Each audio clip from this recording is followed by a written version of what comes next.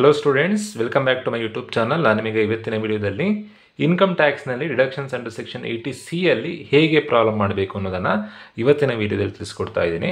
So problem ಮಾಡೋದಕ್ಕಿಂತ ಮುಂಚೆ ನಿಮಗೆ ಕೆಲವೊಂದು IT ಯಲ್ಲಿ ಬರುವಂಥ ರೂಲ್ಸ್ಗಳು ನಿಮಗೆ ಗೊತ್ತಿರಬೇಕು. ಹಳೆ ಟ್ಯಾಕ್ಸ್ ಸ್ಲ್ಯಾಬ್ ಪ್ರಕಾರ, ಟ್ಯಾಕ್ಸ್ ಸ್ಲ್ಯಾಬಲ್ಲಿ ಎರಡು ರಿಜಿಮ್ ಇದೆ, ನ್ಯೂ ಟ್ಯಾಕ್ಸ್ ರಿಜಿಮ್ ಮತ್ತು old tax regime. Old tax regime ಪ್ರಕಾರ ಯಾರ ಇನ್ಕಮ್ 2.5 ಲಕ್ಷಕ್ಕಿಂತ ಜಾಸ್ತಿ ಬರುತ್ತೋ ಅವರು ಗೌರ್ಮೆಂಟಿಗೆ ಟ್ಯಾಕ್ಸನ್ನು ಕಟ್ಟಲೇಬೇಕು. ಫಾರ್ ಎಕ್ಸಾಂಪಲ್, ನಿಮ್ಮ ಡಿಗ್ರಿ ಆದ ನಂತರದಲ್ಲಿ ನಿಮಗೆ ತಿಂಗಳಿಗೆ ಒಂದು 30,000 ರೂಪಾಯಿ ಸ್ಯಾಲ್ರಿ ಬರುತ್ತೆ ಅಂತ ಅಂದ್ಕೊಳ್ಳೋಣ. ತಿಂಗಳಿಗೆ 30,000 ರೂಪಾಯಿ ಅಂತಂದರೆ ವರ್ಷಕ್ಕೆ ಎಷ್ಟಾಗತ್ತೆ? 30,000 ಇಂಟು 12, 3,60,000 ರೂಪಾಯಿ ನಿಮ್ಮ ಸ್ಯಾಲ್ರಿ ಬರುತ್ತೆ. ಸೊ ಈ 3,60,000 ಗ್ರೇಟರ್ ದ್ಯಾನ್ 2,50,000 ಇದ್ದರೆ ಟ್ಯಾಕ್ಸನ್ನು ಕಟ್ಟಲೇಬೇಕು. ನೀವು 3,60,000 ಅಂತಂದರೆ ಟ್ಯಾಕ್ಸ್ ಕಟ್ಟಲೇಬೇಕು. ನೀವು ಕೇಳ್ಬೋದು, ನಮಗೆ ಸ್ಯಾಲ್ರಿ ಬಂದಿದ್ದು ಗೌರ್ಮೆಂಟಿಗೆ ಹೇಗೆ ಗೊತ್ತಾಗುತ್ತೆ? ಸೊ ಹಾಗಾಗಿ ನಿಮ್ಮ ಅಕೌಂಟಿಗೆ more than 50,000 per annum, more than 50,000 amount ಬರಬೇಕು, ನಿಮ್ಮ ಅಕೌಂಟಿಗೆ ಕ್ರೆಡಿಟ್ ಆಗಬೇಕು ಅಂತಂದರೆ ನೀವು ಬ್ಯಾಂಕ್ ಅಕೌಂಟ್ ಮಾಡಿಸ್ಬೇಕಾದ್ರೆ ಪಾನ್ ಕಾರ್ಡನ್ನು ಕೊಡಲೇಬೇಕು. ಸೊ ನಿಮ್ಮ ಪಾನ್ ಕಾರ್ಡ್ ಡೀಟೇಲ್ಸಿಂದ ನಿಮ್ಮ ಅಕೌಂಟಿಗೆ ಎಷ್ಟೆಷ್ಟು ದುಡ್ಡು ಬರುತ್ತೆ ಅಂಥೇಳಿ ಗೌರ್ಮೆಂಟಿಗೆ ಲೆಕ್ಕ ಹೋಗುತ್ತೆ. ಸೊ ಯಾರ ಇನ್ಕಮ್ 2.5 ಲಕ್ಷಕ್ಕಿಂತ ಜಾಸ್ತಿ ಇದೆಯೋ ಅವರೆಲ್ಲರೂ ಕೂಡ ಟ್ಯಾಕ್ಸ್ ಕಟ್ಟಲೇಬೇಕು ಓಲ್ಡ್ ಟ್ಯಾಕ್ಸ್ ರಿಜಿಮ್ ಪ್ರಕಾರ. ಹಾಗಾದರೆ ಟ್ಯಾಕ್ಸ್ ಕಟ್ಟಬಾರ್ದು ಅಂತಂದರೆ ಲೀಗಲ್ ಆಗಿ ಏನು ಮಾಡಬೇಕು? ಫಾರ್ ಎಕ್ಸಾಂಪಲ್, ನಿಮ್ಮ ಇನ್ಕಮ್ 3,60,000 ಇದ್ದರೆ 2.5 ಲಕ್ಷಕ್ಕಿಂತ 90,000 ಜಾಸ್ತಿ ಇದೆ, 1,10,000 ಜಾಸ್ತಿ ಇದೆ. ಆ 1,10,000ಕ್ಕೆ ಈಗ ಗೌರ್ಮೆಂಟಿಗೆ ಟ್ಯಾಕ್ಸನ್ನು ಕಟ್ಟಲೇಬೇಕು. ನೀವು ಕಟ್ಟಬಾರ್ದು ಅಂದರೆ ಏನು ಮಾಡ್ಬೋದು? ಲೀಗಲ್ ಆಗಿ ಏನು ಮಾಡ್ಬೋದು ಅಂತಂದರೆ, ಇಲ್ಲಿ ಒಂದಷ್ಟು ಎಂಟ್ರೀಸ್ ಬರೆದಿದ್ದೀನಿ. ಇದರಲ್ಲಿ ಇನ್ವೆಸ್ಟ್ಮೆಂಟ್ ಮಾಡಿದ್ದೆ, ಇದು ಇಲ್ಲೀಗಲ್ ಅಲ್ಲ. ಇವಿಷ್ಟರಲ್ಲಿ ಇನ್ವೆಸ್ಟ್ಮೆಂಟ್ ಮಾಡಿದ್ರೆ ನೀವು ಗೌರ್ಮೆಂಟಿಗೆ ಟ್ಯಾಕ್ಸ್ ಕಟ್ಟೋದು ಬೇಡ. ಹಾಗಾದರೆ ಆ ಎಂಟ್ರಿಗಳು ಯಾವ್ಯಾವುದು? LIC ಪ್ರೀಮಿಯಂ ಮಾಡಿಸ್ಬೋದು, ಅಥವಾ ಮ್ಯೂಚುವಲ್ ಫಂಡಲ್ಲಿ ಒಂದಷ್ಟು ಫಂಡಲ್ಲಿ ಇನ್ವೆಸ್ಟ್ಮೆಂಟ್ ಮಾಡ್ಬೋದು, ಅಥವಾ ಪೋಸ್ಟ್ ಆಫೀಸಲ್ಲಿ NSC ಅಂತ ಒಂದು ಸ್ಕೀಮ್ ಇದೆ, ನ್ಯಾಷನಲ್ ಸೇವಿಂಗ್ ಸರ್ಟಿಫಿಕೇಟ್ ಅಂತ. ಆ ನ್ಯಾಷನಲ್ ಸೇವಿಂಗ್ ಸರ್ಟಿಫಿಕೇಟಲ್ಲಿ ಇನ್ವೆಸ್ಟ್ಮೆಂಟ್ ಮಾಡ್ಬೋದು. ದೆನ್ ನಬಾರ್ಡ್ ಬಾಂಡ್ ಮೇಲೆ, national agricultural bank for rural development, ಆ ಬಾಂಡ್ ಮೇಲೆ ಇನ್ವೆಸ್ಟ್ಮೆಂಟ್ ಮಾಡ್ಬೋದು. ಸೊ ಎಲ್ಲ ಒಂದಷ್ಟು ಸ್ಕೀಮ್ಗಳು ನಿಮ್ಮ ಗ್ರ್ಯಾಜುಯೇಷನ್ ಆದಮೇಲೂ ಯೂಸಿಗೆ ಬರುವಂಥದ್ದು ಇದು. ಸೊ ಇದರಲ್ಲೆಲ್ಲ ಇನ್ವೆಸ್ಟ್ಮೆಂಟ್ ಮಾಡಿದರೆ ನೀವು ಟ್ಯಾಕ್ಸ್ ಕಟ್ಟೋದು ಬೇಡ, ಡಿಡಕ್ಷನ್ ಸಿಗುತ್ತೆ ನಿಮಗೆ. ಸೊ ಹಾಗಾದರೆ ನೀವು ಕೇಳ್ಬೋದು, ನನ್ನ ಇನ್ಕಮ್ 1 ಕೋಟಿ ರೂಪಾಯಿ ಇದೆ, ಹಾಗಾದರೆ ಆ 1 ಕೋಟಿನೂ ನಾನು LIC ಕಟ್ಟಿದರೆ ನನಗೆ ಟ್ಯಾಕ್ಸ್ ಕಟ್ಟಲಿಕ್ಕೆ ಬರಲ್ವಾ? ಅದಕ್ಕೋಸ್ಕರನೇ ಗೌರ್ಮೆಂಟವರು ಇದರಲ್ಲಿ ಇನ್ವೆಸ್ಟ್ಮೆಂಟ್ ಮಾಡೋದಕ್ಕೆ ಒಂದು ಲಿಮಿಟ್ ಇಟ್ಟಿದ್ದಾರೆ. ಲಿಮಿಟ್ ಎಷ್ಟು ಅಂತಂದರೆ, ನೀವು 80C ಟೋಟಲ್ ಆಗಿ deductions under section 80C 1.5 lakh ಮಾತ್ರ ನೀವು ವರ್ಷಕ್ಕೆ ಸೇವಿಂಗ್ಸನ್ನು ತೋರಿಸ್ಬೋದು. ಅಂದರೆ ಫಾರ್ ಎಕ್ಸಾಂಪಲ್, ನಿಮ್ಮ ಇನ್ಕಮ್ 10 ಲಕ್ಷ ಇತ್ತು ಅಂತಂದರೆ 2.5 ಲಕ್ಷದ ತನಕ ಇನ್ಕಮ್ ಕಮ್ಮಿ ಇದ್ದರೆ ಟ್ಯಾಕ್ಸ್ ಕಟ್ಟೋದು ಬೇಡ. ಉಳಿದಿರೋ 7.5 ಲಕ್ಷ ರೂಪಾಯಿನೂ ನಾನು LIC ಕಟ್ತೀನಿ, ಟ್ಯಾಕ್ಸ್ ಕಟ್ಟಲ್ಲ ಅಂತ ಹೇಳಲಿಕ್ಕೆ ಬರಲ್ಲ. ಇದರಲ್ಲಿ ನೀವು ಎಷ್ಟು ತೋರಿಸ್ಬೋದು ಅಂತಂದರೆ 1,50,000 ಮಾತ್ರ 80C ತೋರಿಸ್ಲಿಕ್ಕೆ ಆಗೋದು. ಉಳಿದಿರೋ ಅಂಥ ಅಮೌಂಟಿಗೆ ಟ್ಯಾಕ್ಸ್ ಕಟ್ಟಲೇಬೇಕಾಗತ್ತೆ. ಅದನ್ನು ನೀವು ಟ್ಯಾಕ್ಸ್ ಕಟ್ಟಬಾರ್ದು ಅಂತಂದರೆ ಬೇರೆ ಬೇರೆ ಡಿಡಕ್ಷನ್ಸ್ ಇದೆ, 80D ಇದೆ, 80G ಇದೆ. ಸೊ ನಾನು ಇವತ್ತಿನ ವಿಡಿಯೋದಲ್ಲಿ ತಿಳಿಸ್ತಾ ಇರುವಂಥದ್ದು 80C ಯಾವ್ದು ಬರುತ್ತೆ. ಸೊ ಈ ಇಲ್ಲಿರುವಂಥ ಎಂಟ್ರಿಗಳನ್ನು ನಾನು ನಿಮಗೆ ಪ್ರಾಬ್ಲಮ್ ಮಾಡ್ತೇನೆ, ಎಕ್ಸ್ಪ್ಲೈನ್ ಮಾಡ್ತೀನಿ. ನೋಡಿ, ಲಾಸ್ಟ್ ಇಯರ್ ಕ್ವಶನ್ ಪೇಪರ್ ಪ್ರಾಬ್ಲಮನ್ನು 2024 ಕ್ವಶನ್ ಪೇಪರ್ ಪ್ರಾಬ್ಲಮನ್ನು ಇವತ್ತಿನ ವಿಡಿಯೋದಲ್ಲಿ ತಿಳಿಸ್ಕೊಡ್ತಾ ಇದ್ದೀನಿ. ಕ್ವಶನ್ ಈ ಥರದಲ್ಲಿ ಕೊಡ್ತಾರೆ: calculate the amount of deduction under section 80C from the following details of Raghunandan for the previous year 2022-23. 10 ಎಂಟ್ರಿಗಳನ್ನು ಕೊಟ್ಟಿದ್ದಾರೆ. ಕ್ವಶನ್ನನ್ನೇ ಬರೆದಿಟ್ಟರು ನೀವು 5ಗೆ. ನೋಡಿ, ಕೊಟ್ಟಿರೋವಂಥದ್ದು 5 ಮಾರ್ಕ್ಸಿಗೆ. ಕ್ವಶನನ್ನೇ ಬರೆದಿಟ್ಟರು 3 to 4 ಮಾರ್ಕ್ಸ್ ಈಸಿಯಾಗಿ ಸಿಗುತ್ತೆ. ಸೊ ಕ್ವಶನಲ್ಲಿ ಯಾವ್ಯಾವ ಎಂಟ್ರಿಗಳು ಕೊಟ್ಟಿದ್ದಾರೆ ಅದೆಲ್ಲ ಎಂಟ್ರಿಗಳನ್ನು ನಾನಿಲ್ಲಿ ಬರ್ಕೊಂಡಿದ್ದೀನಿ. ಸೊ 80C ಬರೋವಂಥ ಎಂಟ್ರಿಗಳಿಗೆ ಮಾತ್ರ ನೀವು ಅಮೌಂಟನ್ನು ಬರೀಬೇಕು, ಇಲ್ಲದೇ ಇರೋವಂಥ ಎಂಟ್ರಿಗೆ ಅಮೌಂಟನ್ನು ಬರೆಯೋದು ಬೇಡ. ಮೇಯ್ನಾಗಿ ನೀವು 80C ನೆನ್ಪಿಟ್ಕೊಳ್ಬೇಕಾಗಿರೋದು LIC ಪ್ರೀಮಿಯಂ ಮತ್ತು ಫಂಡ್ಗಳು. ಸೊ ಯಾವುದ್ಯಾವುದರಲ್ಲಿ LIC ಪ್ರೀಮಿಯಂ ಯಾರ್ಯಾರ ಲೈಫ್ ಮೇಲೆ ಕಟ್ಟಿದ್ರೆ, ನೀವು LIC ಪ್ರೀಮಿಯಂ ಕಟ್ಟಿದರೆ, ಸೊ LIC ಪ್ರೀಮಿಯಂ ಅಂದರೆ ಏನೊಂದು ಗೊತ್ತಿರಬೇಕು ನಿಮಗೆ. Let's take an example. ನೀವೊಂದು 2 ಲಕ್ಷ ರೂಪಾಯಿ ಪಾಲಿಸಿ ಮಾಡಿಸ್ತೀರಾ ಅಂತ ಅಂದ್ಕೊಳ್ಳೋಣ. 2 ಲಕ್ಷದ ಪಾಲಿಸಿ ಮಾಡಿಸಿದ್ರೆ 20 ವರ್ಷ ಆದಮೇಲೆ ನಿಮಗೆ 4 ಲಕ್ಷ ಸಿಗುತ್ತೆ.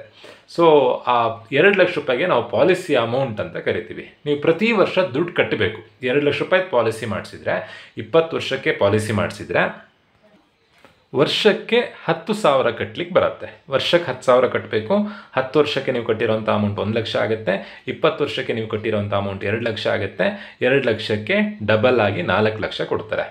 ಸೊ ಪ್ರತಿ ವರ್ಷ ಕಟ್ಟೋ ಅಮೌಂಟಿಗೆ ಪ್ರೀಮಿಯಂ ಅಂತ ಕರಿತೀವಿ.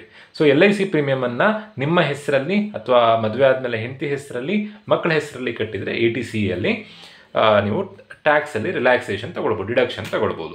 ಸೊ LIC ಪ್ರೀಮಿಯಂ ATCಯಲ್ಲಿ ಬರುವಂಥದ್ದು 3 ಮಾತ್ರ. ಅವನ ಲೈಫು, ಅವನ ಹೆಂಡತಿ ಲೈಫು, ಅವನ ಮಕ್ಕಳು ಲೈಫ್, ಬೇರೆ ಯಾವುದೂ ಇದ್ರೂ ಬರೀಲಿಕ್ಕಿಲ್ಲ. ಫಾರ್ ಎಕ್ಸಾಂಪಲ್ ಸಿಸ್ಟರ್ ಲೈಫನ್ನು ಕೊಡ್ತಾರೆ, ಬ್ರದರ್ ಲೈಫನ್ನು ಕೊಡ್ತಾರೆ, ಫಾದರ್ ಲೈಫ್, ಮದರ್ ಲೈಫ್ ಯಾವುದನ್ನು ಬರೀಲಿಕ್ಕಿಲ್ಲ. ನೀವು ಬರೀಬೇಕಾಗಿರೋದು 3 ಎಂಟ್ರಿ ಮಾತ್ರ. ಅವನು, ಅವನ ಹೆಂಡತಿ, ಅವನ ಮಕ್ಕಳು. ಅಕಸ್ಮಾತ್ ಏನಾದರೂ ಲೇಡಿ ನೇಮ್ ಕೊಟ್ಟಿದ್ರೆ ಅವಳು, ಅವಳ ಗಂಡ, ಅವಳ ಮಕ್ಕಳು. ಸೊ LIC ಪ್ರೀಮಿಯಂ 3 ಮಾತ್ರ. ಫಂಡಲ್ಲೂ ಅದೇ ಥರನೇ RPF, PPF, SPF, SAF, MF 5 ಫಂಡ್ಗಳು ಮಾತ್ರ ATCಗೆ ಬರುತ್ತೆ. ಸೊ ಈ 5 ಫಂಡನ್ನು ಬಿಟ್ಟು ಬೇರೆ ಯಾವುದೇ ಫಂಡನ್ನು ನೀವು ATCಯಲ್ಲಿ ಬರೀಲಿಕ್ಕಿಲ್ಲ. ಸೊ ಇವೆರಡನ್ನು ಕಲಿತ್ರೆ ನೀವು ಆಲ್ಮೋಸ್ಟ್ ಎಲ್ಲ ಎಂಟ್ರಿ ಕವರ್ ಆಗುತ್ತೆ ಇವೆರಡರಲ್ಲೇ. LIC ಪ್ರೀಮಿಯಂ 3, ಅವನು, ಅವನ ಹೆಂಡತಿ, ಅವನ ಮಕ್ಕಳು, ಮಗ ಬೇಕಾದರೂ ಆಗ್ಬೋದು, ಮಗಳು ಬೇಕಾದರೂ ಆಗ್ಬೋದು. ಫಂಡಲ್ಲಿ 5 fund, RPF, PPF, SPF, SAF, MF. So ಕ್ವಶನಲ್ಲಿ ಏನಾದರೂ ಚಿಟ್ ಫಂಡ್ ಅಂತ ಕೊಟ್ಟರೆ ಅಥವಾ ಫ್ಯಾಮಿಲಿ ಬೆನಿಫಿಟ್ ಫಂಡ್ ಅಂತ ಕೊಟ್ಟರೆ, ಈ ನೋಡಿ ಚಿಟ್ ಫಂಡಿಗೆ ಏನಾದರೂ ಕಾಂಟ್ರಿಬ್ಯೂಟ್ ಮಾಡ್ತಾ ಇದ್ರೆ ಅದು ATCಯಲ್ಲಿ ಬರೋದಿಲ್ಲ. ಫ್ಯಾಮಿಲಿ ಬೆನಿಫಿಟ್ ಫಂಡಿಗೂ ಕಾಂಟ್ರಿಬ್ಯೂಟ್ ಮಾಡ್ತಾ ಇದ್ರೆ ATCಯಲ್ಲಿ ಬರೋದಿಲ್ಲ. ಸೊ ATCಗೆ ಬರುವಂಥದ್ದು 5 ಫಂಡ್ಗಳು ಮಾತ್ರ. ಸೊ ಯಾವ್ದು ಇಂಪಾರ್ಟೆಂಟು ಅದಕ್ಕೆಲ್ಲ ನಾನು ರೈಟ್ ಮಾರ್ಕ್ ಮಾಡಿಟ್ಟಿದ್ದೀನಿ. ಇದಿಷ್ಟನ್ನು ಬರ್ಕೊಳ್ಳಿ. ರೈಟ್ ಮಾರ್ಕ್ ಮಾಡಿರೋದನ್ನು ಚೂರು ನೆನ್ಪಿಟ್ಕೊಳ್ಬೇಕಾಗತ್ತೆ. ನೋಡಿ ಕ್ವಶನ್ ಈ ಥರದಲ್ಲಿ ಕೊಟ್ಟಿದ್ದಾರೆ. 10 ಎಂಟ್ರಿ ಇದೆ. ನಾನು 10 ಎಂಟ್ರಿಯನ್ನು ಇಲ್ಲಿ ಬರ್ಕೊಂಡಿದ್ದೀನಿ. First entry LIC premium paid on his own life. ಅವನ ಹೆಸರಲ್ಲಿ LIC ಕಟ್ತಾ ಇದ್ದೇನೆ. ನಾನು ಈಗಷ್ಟೇ ಹೇಳಿದ್ದೆ LIC ಯಾವ್ದು ಬರೀಬೇಕು ಅಂತಂದರೆ ಅವನು, ಅವನ ಹೆಂಡತಿ, ಅವನ ಮಕ್ಕಳು ಅಷ್ಟದ್ದು ಮಾತ್ರ ಬರೀಬೇಕು, ಬೇರೆ ಯಾವುದು ಬರೀಲಿಕ್ಕಿಲ್ಲ. ಲೇಡಿ ನೇಮ್ ಕೊಟ್ಟಿದ್ರೆ ಅವಳು, ಅವಳ ಗಂಡನ ಲೈಫ್ ಮೇಲೆ LIC ಕಟ್ಟಿದ್ರೆ, ಅವನ ಮಕ್ಕಳು ಲೈಫ್ ಮೇಲೆ LIC ಕಟ್ಟಿದ್ರೆ ಬರೀಬೇಕು. ಈಗ ಕೊಟ್ಟಿರುವಂಥದ್ದು ರಘುನಂದನ್, ಜೆಂಟ್ಸ್ ನೇಮ್ ಕೊಟ್ಟಿದ್ದಾರೆ. ಸೊ ಅವನ ಲೈಫು, ಅವನ ಹೆಂಡತಿ ಲೈಫು, ಅವನ ಮಕ್ಕಳು ಲೈಫಲ್ಲಿ LIC ಕಟ್ಟೋದನ್ನು ಬರೀಬೇಕು. ಫಸ್ಟು ಓನ್ ಲೈಫ್, ಅವನ ಲೈಫಲ್ಲಿ, ಅವನ ಲೈಫ್ಗೆ 12,000 ರೂಪಾಯಿ LIC ಪ್ರೀಮಿಯಂ ಕಟ್ತಾ ಇದ್ದಾರೆ. 1 ಎಂಟ್ರಿ ಬರೆದ್ರೆ 1 ಮಾರ್ಕ್ಸ್ ಬಂತು. ಎರಡನೇದು ಅವನ ಹೆಂಡತಿ ಲೈಫಿಗೂ ಕೂಡ LIC ಪ್ರೀಮಿಯಂ LIC ಪಾಲಿಸಿ ಮಾಡಿಸಿದ್ದಾನೆ, ಪ್ರೀಮಿಯಂ ಕಟ್ತಾ ಇದ್ದಾನೆ 10,000 ರೂಪಾಯಿ ವೈಫ್ ಲೈಫ್. ಸೊ ಇದು ಕೂಡ ATCಗೆ ಬರುತ್ತೆ. ನೆಕ್ಸ್ಟ್ ಬ್ರದರ್ ಲೈಫ್ ಅಂತ ಇದೆ. ನಾನು ಈಗ ತಾನೇ ಹೇಳಿದ್ದೆ LIC ಬರೀಬೇಕಾಗಿರೋದು ಅವನ ಲೈಫು, ಅವನ ಲೈಫಿಗೆ LIC ಕಟ್ತಾ ಇದ್ರೆ, ಹೆಂಡತಿ ಲೈಫಿಗೆ LIC ಕಟ್ತಾ ಇದ್ರೆ, ಮಕ್ಕಳ ಲೈಫಿಗೆ LIC ಕಟ್ತಾ ಇದ್ರೆ ಮಾತ್ರ ಬರೀಬೇಕು. ಓನ್ ಲೈಫ್ ಬರುತ್ತೆ, ವೈಫ್ ಲೈಫ್ ಬರುತ್ತೆ, ಬ್ರದರ್ ಲೈಫ್ ATCಗೆ ಬರೋದಿಲ್ಲ. ಸೊ ನಿಲ್. ನೆಕ್ಸ್ಟ್ ಮೇಜರ್ ಸನ್ಸ್ ಲೈಫ್, ಅಲ್ಲಿ ಮೇಜರ್ ಆದರೂ ಕೊಡಲಿ, ಮೈನರ್ ಆದರೂ ಕೊಡಲಿ, ಮಕ್ಕಳ ಲೈಫಿಗೆ LIC ಕಟ್ತಾ ಇದ್ರೆ ATCಯಲ್ಲಿ ಬರೀಬೇಕು. ಸೊ ಅಲ್ಲಿ ಮಗ ಅಂತ ಕೊಟ್ಟಿದ್ದಾರೆ. ಸೊ 18,000 ATCಗೆ ಎಲಿಜಿಬಲ್ ಆಗುತ್ತೆ. ನೆಕ್ಸ್ಟ್ ಮ್ಯಾರಿಡ್ ಡಾಟರ್ಸ್ ಅಂತ ಕೊಟ್ಟಿದ್ದಾರೆ. ಮ್ಯಾರಿಡ್ ಆದರೂ ಆಗಿರಲಿ, ಅನ್ಮ್ಯಾರಿಡ್ ಆದರೂ ಆಗಿರಲಿ, ಮಕ್ಕಳು ಲೈಫ್, ಮಕ್ಕಳು ಅಂತಂದರೆ ಮಗ ಬೇಕಾದರೂ ಆಗ್ಬೋದು, ಮಗಳು ಬೇಕಾದರೂ ಆಗ್ಬೋದು. 14,000 ಅಮೌಂಟ್ ಇದೆ. Married daughters life 14,000. Next mother life. Mother life ATCಗೆ ಬರೋದಿಲ್ಲ. ಅಪ್ಪನ ಹೆಸರಲ್ಲಿ, ಅಮ್ಮನ ಹೆಸರಲ್ಲಿ, ತಂಗಿ ಹೆಸರಲ್ಲಿ, ತಮ್ಮನ ಹೆಸರಲ್ಲಿ, ಅಂಕಲ್ ಹೆಸರಲ್ಲಿ, ಆಂಟಿ ಹೆಸರಲ್ಲಿ ಕಟ್ಟಿದರೆ ಬರೀಲಿಕ್ಕಿಲ್ಲ. ಅವನು, ಅವನ ಹೆಂಡತಿ, ಅವನ ಮಕ್ಕಳು. ಲೇಡಿ ನೇಮ್ ಕೊಟ್ಟಿದ್ರೆ ಅವಳು, ಅವಳ ಗಂಡನ ಹೆಸರಲ್ಲಿ, ಅವಳ ಮಕ್ಕಳ ಹೆಸರಲ್ಲಿ ಕಟ್ಟಿದರೆ ಮಾತ್ರ ATCಗೆ ಬರುವಂಥದ್ದು. ಸೊ ಅಲ್ಲಿಗೆ ಎಲ್ಲ LIC ಪ್ರೀಮಿಯಂ ಆಯಿತು, 6 ಎಂಟ್ರಿ ಆಯಿತು. ನೆಕ್ಸ್ಟ್ 7th ಒನ್ನು RPF, PPF. ನಾನು ಫಂಡಲ್ಲಿ ಈಗಷ್ಟೇ ಹೇಳಿದ್ದೆ. ಫಂಡಲ್ಲಿ ಯಾವ್ದು ಅಂತಂದರೆ recognised provident fund, public provident fund, superannuation fund, statutory provident fund, mutual fund. RPF, PPF ATCಗೆ ಎಲಿಜಿಬಲ್ ಆಗುತ್ತೆ. RPF 6,000 ಇದೆ, PPF 28,000 ಇದೆ. ಕೆಲವೊಂದು ಸರಿ ಕ್ವಶನಲ್ಲಿ URPF ಅಂತ ಕೊಡ್ತಾರೆ, ಅನ್ರೆಕಗ್ನೈಸ್ಡ್ ಪ್ರಾವಿಡೆಂಟ್ ಫಂಡ್. ಅದನ್ನು ನೀವಿಲ್ಲಿ ಬರೀಲಿಕ್ಕಿಲ್ಲ. ಅನ್ರೆಕಗ್ನೈಸ್ ಪ್ರಾವಿಡೆಂಟ್ ಫಂಡ್ ಅಂತ ಕೊಟ್ಟರೆ ಅಮೌಂಟ್ ಬರೀಲಿಕ್ಕಿಲ್ಲ. ಎಂಟ್ರಿ ಎಷ್ಟು ಬರ್ಕೊಳ್ಬೇಕು, ಯಾವ್ದು ಬರಲ್ವೋ ಅದಕ್ಕೆ ಅಮೌಂಟ್ ಕಾಲಮಿಗೆ ನಿಲ್ ಅಂತ ಬರೆದ್ರೆ ಆಯಿತು. Next repayment of housing loan. ನಾನಿಲ್ಲಿ ಫಾರ್ಮೆಟಲ್ಲಿ ಬರೆದಿದ್ದೀನಿ, ನೀವು ಗಮನಿಸ್ಬೋದು. Repayment of residential housing loan. Housing ಲೋನಲ್ಲೂ 2 ಥರ ಹೌಸಿಂಗ್ ಲೋನ್ ಬರುತ್ತೆ. ಮನೆ ಬೇರೆಯವರಿಗೆ ಬಾಡಿಗೆ ಕೊಡೋದಕ್ಕೆ ಮನೆ ಕಟ್ತಾ ಇದ್ದು ಆ ಮನೆ ಮೇಲೆ ಲೋನ್ ಮಾಡಿದರೆ ನೀವು ಬರೀಲಿಕ್ಕಿಲ್ಲ. ಅವನೇ ವಾಸ ಮಾಡಲಿಕ್ಕೆ, ಅಂದರೆ ರೆಸಿಡೆನ್ಷಿಯಲ್ ಪರ್ಪಸ್ಸಿಗೆ ಏನಾದರೂ ಲೋನ್ ಮಾಡಿದರೆ, ಹೌಸಿಂಗ್ ಲೋನ್ ಮಾಡಿದರೆ ಅವಾಗ ಮಾತ್ರ ಬರೀಬೇಕು. ಇಲ್ಲಿ ಏನೂ ಇನ್ಫಾರ್ಮೇಷನ್ ಕೊಡಲಿಲ್ಲ. ಏನೋ ಇನ್ಫಾರ್ಮೇಷನ್ ಕೊಡ್ತಿದ್ದಾಗ ರೆಸಿಡೆನ್ಷಿಯಲ್ ಹೌಸಿಂಗ್ ಲೋನ್ ಅಂತ ಅಸ್ಯೂಮ್ ಮಾಡ್ಕೊಳ್ಳೋಣ. 54,000 ಇದೆ. Then tuition fees. ಅಕಸ್ಮಾತು ಮಕ್ಕಳದ್ದು ಟ್ಯೂಷನ್ ಫೀಸ್ ಕಟ್ತಾ ಇದ್ರೆ ಅದು ಕೂಡ ATCಯಲ್ಲಿ ಎಲಿಜಿಬಲ್ ಆಗುತ್ತೆ. ಸೊ ಮಕ್ಕಳು ಟ್ಯೂಷನ್ ಫೀಸ್ 8,000 ರೂಪಾಯಿ ಕಟ್ತಾ ಇದ್ದಾನೆ. ಬಟ್ ಇದಕ್ಕೆ ಲಿಮಿಟ್ ಇದೆ. ಮ್ಯಾಕ್ಸಿಮಮ್ 2 ಚಿಲ್ಡ್ರನ್ ಮಾತ್ರ ಬರೀಬೇಕು. ಕ್ವಶನಲ್ಲಿ ಏನಾದರೂ 3 ಚಿಲ್ಡ್ರನ್ ಕೊಟ್ಟಿದ್ರೆ, ಸಪೋಸ್ ಇದೇ ಪ್ರಾಬ್ಲಮ್ನಲ್ಲಿ ಟ್ಯೂಷನ್ ಫೀಸ್ ಫಾರ್ 3 ಚಿಲ್ಡ್ರನ್ 9,000 ಅಂತ ಏನಾದರೂ ಕೊಟ್ಟಿದ್ರೆ ನೀವೇನು ಮಾಡಬೇಕು ಅಂತಂದರೆ ಒಬ್ಬರಿಗೆ ಎಷ್ಟಾಗುತ್ತೆ ಅಂತ ನೋಡಬೇಕು. 3 ಚಿಲ್ಡ್ರನಿಗೆ 9,000 ಅಂದರೆ 1 ಚೈಲ್ಡಿಗೆ 3,000 ಆಯಿತು. ನೀವು ಇಬ್ಬರದ್ದು ಮಾತ್ರ ಬರೀಬೇಕು. 3,000 × 2 6,000 ಮಾತ್ರ ಬರೀಬೇಕು. ಟ್ಯೂಷನ್ ಫೀಸಿಗೆ ಮ್ಯಾಕ್ಸಿಮಮ್ ಲಿಮಿಟ್ ಇದೆ. ಮ್ಯಾಕ್ಸಿಮಮ್ ಲಿಮಿಟ್ ಎಷ್ಟು ಅಂತಂದರೆ 2 ಚಿಲ್ಡ್ರನ್. ಇವಿಷ್ಟನ್ನು ಆ್ಯಡ್ ಮಾಡಿದಾಗ ಬರುವಂಥ ಆನ್ಸರಿಗೆ ಟೋಟಲ್ ಅಂತ ಬರ್ಕೊಳ್ಬೇಕು. ಟೋಟಲ್ ಏನು ಬರುತ್ತೆ ಅಂತಂದರೆ